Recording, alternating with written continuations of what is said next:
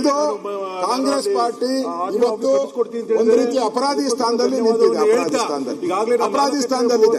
ನಾವು ಬರಗಾಲ ಚರ್ಚೆ ಬಗ್ಗೆ ನಾವು ರೆಡಿ ಇದ್ದೀರಿ, ಮಾತಾಡಕ್ಕೆ ರೆಡಿ ಇದ್ದೀರಿ. ಬರಗಾಲ ಚರ್ಚೆ ಬಗ್ಗೆ ನಾವು ರೆಡಿ ಇದ್ದೀರಿ. ನೈಸ್ ಬಗ್ಗೆ ರೆಡಿ ಇದ್ದೀರಿ. ಬಿಡದಿ ಬಗ್ಗೆ ರೆಡಿ ಇದ್ದೀರಿ.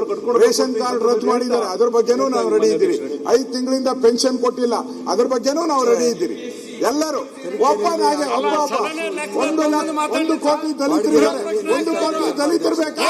ಒಬ್ಬ ನಾಗೇಂದ್ರ ಬೇಕಾ? 1 ಕೋಟಿ ದಲಿತರು ಬೇಕಾ? ಒಬ್ಬ ನಾಗೇಂದ್ರ ಬೇಕಾ? ಕಾಂಗ್ರೆಸ್ ಅವರಿಗೆ ಒಬ್ಬ ನಾಗೇಂದ್ರ ಬೇಕು, 1 ಕೋಟಿ ದಲಿತರು ಬೇಡ. ಅದರಿಂದಲೇ ಇವತ್ತು ಇಷ್ಟೆಲ್ಲ ಪರಿಸ್ಥಿತಿ ಆಗ್ತಾ ಇದೆ. ಅಧ್ಯಕ್ಷರೇ, ಇವತ್ತು ಕರ್ನಾಟಕದಲ್ಲಿ ದಲಿತರೆಲ್ಲ ಎದ್ದಿದ್ದಾರೆ.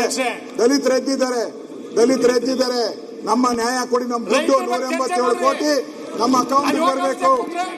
ಟ್ಯಾಕ್ಸ್ ಪೇಯರ್ಸ್ ಹಣ ನಮ್ಮ ಅಕೌಂಟ್ ಬರಬೇಕು.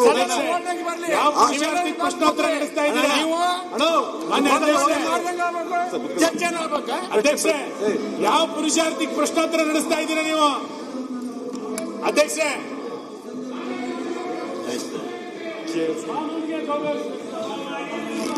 ಅಧ್ಯಕ್ಷ ಅಧ್ಯಕ್ಷ ಸನ್ಮಾನ್ಯ ಅಧ್ಯಕ್ಷ ಅವಕಾಶ ಕೊಡಬೇಕು.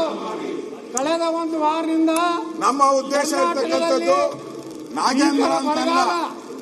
ನಮ್ಮ ಉದ್ದೇಶ ಇರೋದು 1 ಕೋಟಿ ದಲಿತ ಇದಾರಲ್ಲ, ಅವ್ರು ಮುಖ್ಯ. ನಾಗೇಂದ್ರ ದಲಿತರನ್ನ ಅನ್ಯಾಯ ಮಾಡ್ತಾ ಇದ್ದಾರೆ, ಭ್ರಷ್ಟಾಚಾರ ಮಾಡ್ತಾ ಇದ್ದಾರೆ.